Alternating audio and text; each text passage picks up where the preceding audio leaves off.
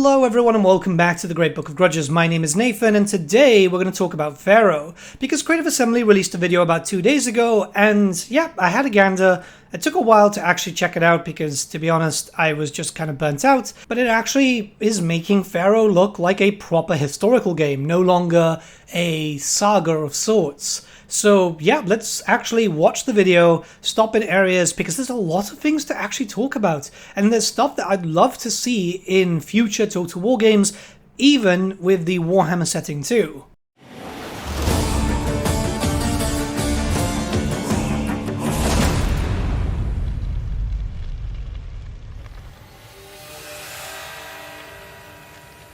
The Bronze Age, a time of epic heroes and unending strife. I'm Steve Coleman, joined today by Todor Nikolov, exploring the massively expanded campaign map coming in Total War Pharaoh Dynasties. So, let's start with the top line of everything that's been added to the campaign map. New settlements, factions, what have we got?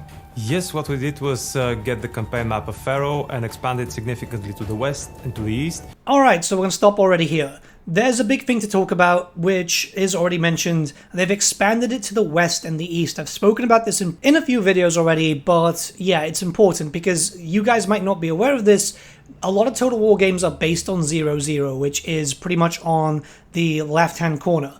Afterwards, maps can't be expanded to the west or the south, but CA Sophia have figured out how to be able to do this. Why is this important? Well, it's because a lot of games end up becoming a little bit too weird in terms of scope and scale. Warhammer has this issue a little bit where the Southern Chaos Wastes are way too small, and it's a mistake that Creative Assembly have done time and time again, which is why I'm hoping that if the rumors of a new engine are true, they're taking this into account, and this technology, which now allows them to move maps, is taken into account, because let's be honest, Creative Assembly will make that mistake once again. When it comes to the map, I mean, you can see, yep, it's massive. It's pretty much what we expected from a Ultimate Bronze Age experience, which is what they were advertising since the very beginning of Pharaoh, by the way. But this is looking a tad more realistic, especially in the case of what people expect from a Total War game, especially since now we've had such a big map with Immortal Empires.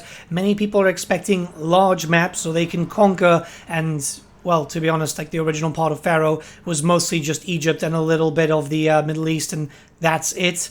Now, it looks like there's going to be a lot to play around with. Which, by the way, just as a quick self-promotion here, if you want to pick up Pharaoh for like £13, which is much cheaper than it was on Steam, well, currently is on Steam and was on the Steam Summer Sale, you can find the link to Instant Gaming down there in the description below, and you can get this damn cheap. If you want to give this a try but aren't too sure if it's actually worth your money, well, yeah, you might as well pay a fraction of the price. And a smidgen to the north, with a lot of new factions that you can play as, fight against, or ally or barter with. God, I hate how quickly that was flashing, but I want to talk about this. I'm not sure if this is in Vanilla Pharaoh, it might be, but it's been a while. I haven't really felt an incentive to go back. However, this faction summary screen is something that we should see more of in future Total War games. Look at this, starting territory, it tells you how much you start with, starting economy, what type of resources you'll have access to in the beginning, starting diplomacy, who you've got some allies with, and so on, and then some advice.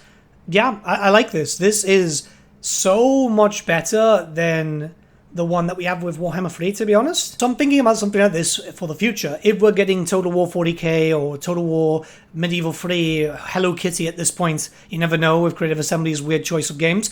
Yeah, something like this is going to be very, very good for new players. And it does look like you can click over a bunch of stuff with key concepts. So you can like click on stuff and get some information on outposts, worship, native units, and so on. I think. I'm just making an educated guess here. But this looks really good. I like this. It's a really good summary. There are a number of new settlements, about 160 new ones in fact, and about 100 new factions, I believe. Some of them are major players, major factions, because we introduced that distinction in the game with the Dynasty update. There are major factions, like the ones that you have already played in Pharaoh, and there are also minor factions that are a lot more in number, and they're mainly there to provide the player with an additional starting position opportunities. They allow the player also to play as significant Bronze Age players, kingdoms or tribes, course. And also they are there because they are either characters from the Iliad related to the Aegean region, or they are there because they are related to characters from Pharaoh, like Snacht. Alright, so this is a really cool thing, minor factions. So minor factions are just basically start positions with no legendary lord, essentially. I like this. Normally we have this already with faction unlocker mods, so you wouldn't have like all your faction bonuses and so on, but I think this is going to work out better. You won't need a faction unlocker mod, and then you can just mod it as you wish afterwards, which is pretty good actually, and should be taken forward into the future. Again, looking at the future with a possible Total War 40k, they'll have a bunch of minor factions being a different types of guardman, different type of space marine, whatever. Stuff like this should be in all future titles, because it eliminates the need of one specific mod, and should make modding a little bit easier too, because you won't have to wait for one mod to be updated for then the other one to be updated and so on. This is my understanding of it. I've been asking some modders, and they say more or less this is how it would work. Yeah, I totally like the idea of this. Let's hope that this is something that gets carried on to future titles. I'd like to play as minor factions, even if they don't have a unique character, just to be able to go, oh, you know, I feel like playing this faction in this location and so on. Setnacht is Ramesses' father, right? Where does he start? Yes, exactly. This is the father of Ramesses III, and he starts in the Western Desert, very close to the coast of the Mediterranean. And from this position, he's got the option to expand further into the desert to the west, to the south. Also, in both places, he's likely to be fighting against Libyan tribes. Also, he can go to the east, where he will inevitably meet with his son Ramesses, and perhaps form an alliance to get an easier time getting the crown. The Western Desert is just a jaunt across the ocean to Greece, right? So how did you approach combining Troy with Pharaoh? Well, first of all, we had to scale down the campaign map for Troy in order for it to fit the scale of Pharaoh's campaign map. Okay, so Greece is going to be smaller, that's kind of expected. It looks pretty good though. It actually does look fairly decent. I didn't mind the scaling down, mostly because Troy itself is really large, and it would have been maybe double the size of Immortal Empires, which, let's be honest, the engine does kind of struggle with Immortal Empires as it stands, which is weird because then mods don't seem to have that issue, but I guess it's a budget and time constraint thing when it comes to CA. I'm not defending that, by the way, it's just more of an observation, but it does look kind of cool. It does look like you do have a decent amount of areas to like move into going to Troy and so on, and yeah, I mean, it looks exactly how I expected. That means that some settlements had to be dropped, and there are about 80 new settlements that are included in the Aegean portion of the map. We also had to rework some of the character art because we wanted to make them more historic. Their armors were a bit more flamboyant, and I'm looking at you, Hector, and you, Achilles. So another thing that we had to compromise with was the presence of the Amazons. We could find no feasible explanation on why they would be present in actual history, so there are no Amazons. Okay, so this is pretty interesting. They've reworked some character art because a bunch of stuff was a bit too fantastical, which is great because a lot of people were saying like some of the characters looked a bit too out there, and no Amazons. So what I'm really curious about is why the Amazons were actually there originally. If you go into the game files, I'm not sure if they've been removed yet, but in Total War Pharaoh, you could find the Amazons. It's the same reason why a combined map was kind of known that it was going to be coming, despite some CA members from CA Sophia publicly saying that it wasn't. Their art, the units, everything was there. Hell, even there was a rough outline of the map itself in the game files. So if they were trying to hide it, they weren't really doing a good job at it. But yeah, no Amazons. Yeah, I mean, they didn't really exist in terms of history. It's just a bit of a shame. They had some decent units. Hopefully some stuff has been reused for other stuff, I guess. But you have added the Black Sea? Yes, we added the Black Sea because we really wanted to have a complete map of Anatolia, and the Black Sea coast is right over there, so there was no reason not to include it. We also discovered that when we combined the regions from Troy and from Pharaoh, that there is a significant gap right in the middle portion of Western Anatolia, so we had to add a few regions over there. But now Anatolia is complete, you can conquer the whole of it, and Small thing, but I like hearing this, it's complete, right? When saying that an area is complete in terms of settlements and details and so on, that stuff is really, really important. If stuff did feel a little bit empty, it would disincentivize players from playing in that area. So yeah, I'm super happy about this. This is why in the Realm of Chaos map, for example, I wasn't really too interested in playing Grand Cafe there, because the map was smaller and it just didn't feel right, where scaling becomes a bit of an issue and then things are lost, details and important areas are gone, and yeah. So seeing this actually in a decent scale is pretty good. you can carve another Hittite empire for yourselves if you want to. And Mesopotamia's been added as well, right? It looks absolutely stunning. What inspired the art style of this region? Are there any landmarks that you're particularly proud of? For Mesopotamia, we really wanted to create the impression of the cradle of civilization kind of place in the world, where you have fertile land surrounded by hostile territory, much like it is in Egypt, but it also had to look and feel distinct from Egypt. And it's not that hard, because there is a single great river in Egypt, the Nile, and there are two of those in Mesopotamia, the Tigris and the Euphrates. So right in the middle, you can find yourself a safe zone, a safe area, because both rivers are natural borders that protect you somewhat from invading tribes from the southwest, or those Elamites from the east. They're always there, the Elamites. As for any particular landmarks, the city of Babylon is there with a unique battle map inspired by the actual layout of the city at the time, and it's really, really, really impressive.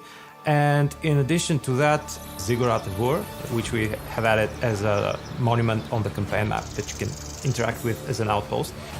Alright, so everything that we've heard about Mesopotamia so far is cool. I like that Babylon has a unique map, because at the end of the day it's a very important city. This about the whole Great Ziggurat system is pretty cool, because it's being done as an outpost, so it's not a settlement, but technically is in a way. I like this. It's something that I would have loved to see in Warhammer. We technically have outposts and stuff, because we got Great Gates and so on, and fort maps, but I don't know, man. They don't really provide too much. It'd be nice to see landmarks being something to fight over. Again, while we might not see this in Warhammer, we might see this in future titles. Or at least that's my hope. So Creative Assembly, if you are listening, yes, make sure that stuff that gets introduced in games becomes evergreen. There's a lot of systems that have been implemented throughout various different Total War titles, and they kind of get lost when those things disappear. For example, the diplomacy system in Three Kingdoms, it's absolutely amazing, yet we haven't seen that again. This outpost system is actually a new form of forts, essentially, which you could do in the older historical titles, but I think it works very, very well and should be an evergreen system. It was built 800 years, roughly, before the events of the game, but is still standing over there today, monument to the entire civilization of humanity.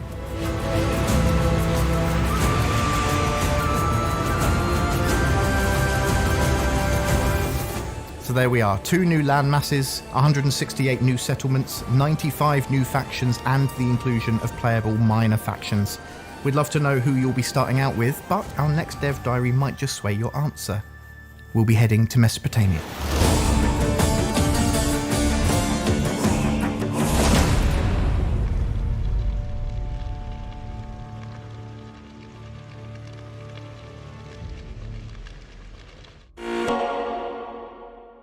Okay, that was pretty interesting, I must admit. It does look like they are committing to making this a full historical title, which, yes, they've said publicly before, but keep in mind, Creative Assembly have said a lot of things before, and then just never happened, right?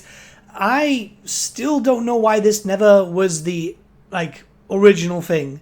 I think if the map would have been this size, it would have justified the original price. There wouldn't have been a shit show, and I am imagining that they were pushed to releasing early or something. I don't know, it just feels odd. But yeah, it looks good, and that's the most important thing. It looks like an actual historical game now, so I'm looking forward to it.